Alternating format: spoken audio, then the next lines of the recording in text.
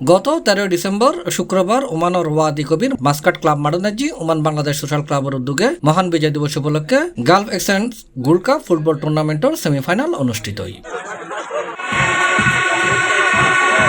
খেলাত ক্লাবের chairman CIP Sirajul হকের সভাপতিত্বে এবং ক্লাবের ক্রীড়া সম্পাদক সিরাজুল ইসলাম সিআইপি সঞ্চালনায় গেস্ট অব অনারশিপ উপস্থিত আছিল টুর্নামেন্টের প্রধান স্পন্সর গালফ ওভারসিজ এক্সচেঞ্জের প্রধান নির্বাহী ইফতেখারুল হাসান চৌধুরী।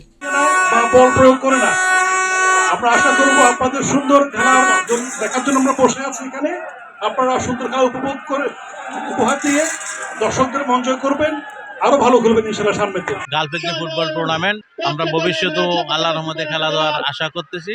আমরা সবাই একসাথে হইয়া ফুটবল খেলা দেখি। খুবই উত্তেজনাপূর্ণ খেলা হচ্ছে, আমরা সবাই উপভোগ করছি। দর্শক গ্যালারিতে প্রচুর পরিমাণ সমাগম হয়েছে, খুব উপভোগ করতেছি সবাই মিলে। প্রবাসী এটা আছে ব্যাগুনের বাংলাদেশ সোশ্যাল ক্লাবের পক্ষতুন স্বাগতম জানাই।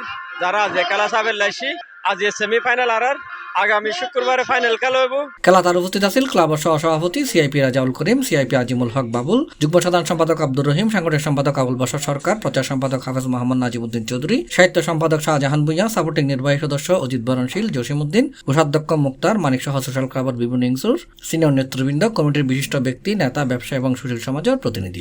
আমরা এটা বিনোদনের আয়োজন এই জন্য করি, প্রবাসীর মাঠে এটা অনেক কষ্ট। 3টা মন্ত্রণালয় থেকে আমাদেরকে পারমিশন নিতে হয় ফুটবল খেলা এটা আয়োজন করার জন্য। 5 থেকে 7,000 রিয়াল আমাদের খরচ হয়, আপনাদেরও খরচ হয় প্রত্যেকটা টিমে। উদ্দেশ্য কি? সবাই বিনোদন দেওয়া। আমরা সবাই এখানে আছি, সবার সাথে দেখা সাক্ষাৎ হওয়া, শরীর চর্চা হওয়া এবং সবাই মিলে আনন্দ করা, উৎসব করা। দেশের বাইরে সবচেয়ে বড় টুর্নামেন্টে এবছর 16 টিম অংশ লয়। টানটান উত্তেজনা, উৎসাহ, উদ্দীপনা এবং জমকালো আয়োজনে শুক্রবারের সেমিফাইনালত সার্গো দল অংশগ্রহণ করে। খেলাত প্রথম সেমিফাইনালত হামেরিয়া এফসি 1-0 গোলে মোবালা সানাই এফসিরি অডাই। সেকেন্ড সেমিফাইনাল ম্যাচে শাহজালাল এফসি ফার্স্ট সাইড গোলে বারাকা এফসিরি পরাজিত করে। উল্লেখ্য দ্বিতীয় সেমিফাইনালত দুই দলই গোগরি গোল করে খেলার ফলাফল ট্রাইব্রেকারের মাধ্যমে নিশ্চিত গরম করে। এই সময় দর্শক হলে ডাকডোল বাজাইরে এবং করতালি দিয়ে নিজ নিজ দলের খেলোয়াড়ের উৎসাহ প্রদান করছে।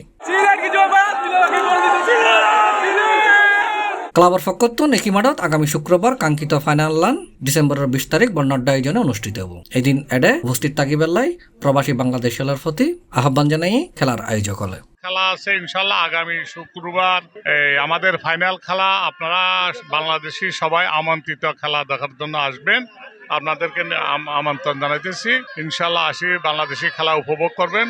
C+ TV, Chittagong.